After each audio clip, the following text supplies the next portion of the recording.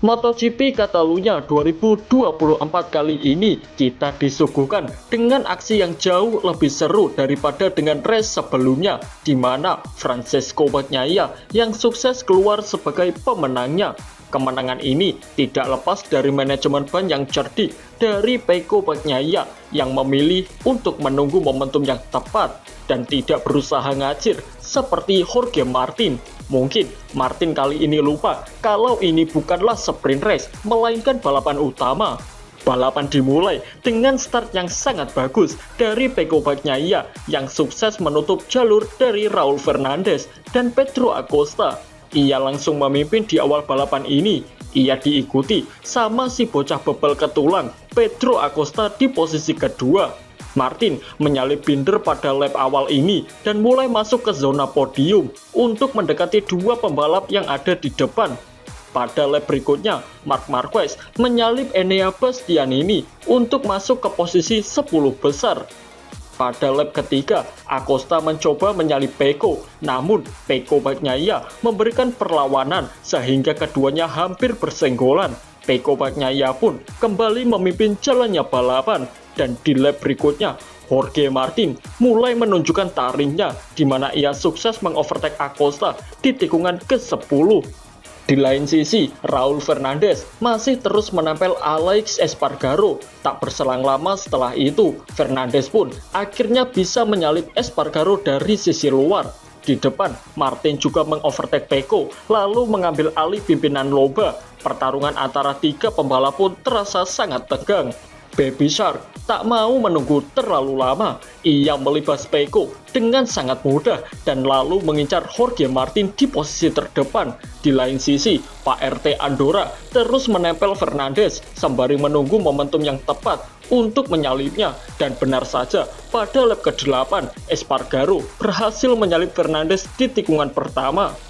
Di depan, Martin nampaknya mudah menahan gempuran dari Acosta, di mana ia terus mengintimidasi Martin yang sedang memimpin jalannya balapan. Pada lap ke-11, Espargaro mulai menempel Brad Binder. Ia menyalip Binder di tikungan pertama.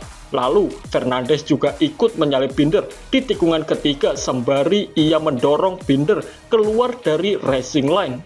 Pedro Acosta makin berani untuk melakukan percobaan overtake, namun di tikungan ke-10 ia justru tergelincir lalu terjatuh. Itu imbas dari penggunaan ban kompon soft yang membuatnya kehilangan banyak poin pada balapan di MotoGP Catalunya kali ini.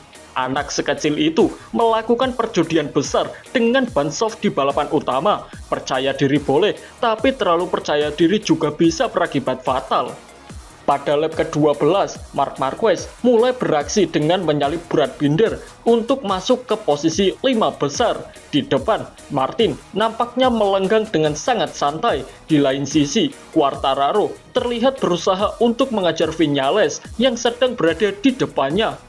Sedangkan Marc Marquez kini sedang memburu Raul Fernandez, dan Marquez hanya butuh 2 lap saja untuk menyalip Fernandez di tikungan pertama. Kini, Marquez mulai fokus untuk mengejar Espargaro yang berada di posisi ketiga.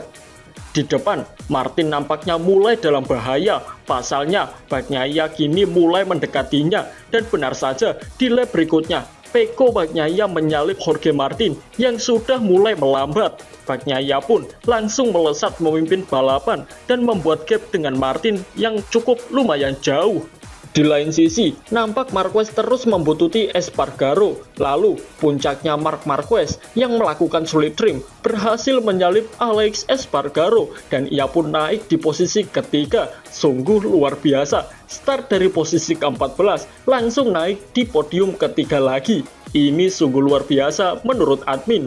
Hingga lap terakhir, posisi tidak berubah. Pecco Bagnaia sukses keluar sebagai pemenangnya. Ia diikuti oleh Jorge Martin di posisi kedua dan Marc Marquez di posisi ketiga.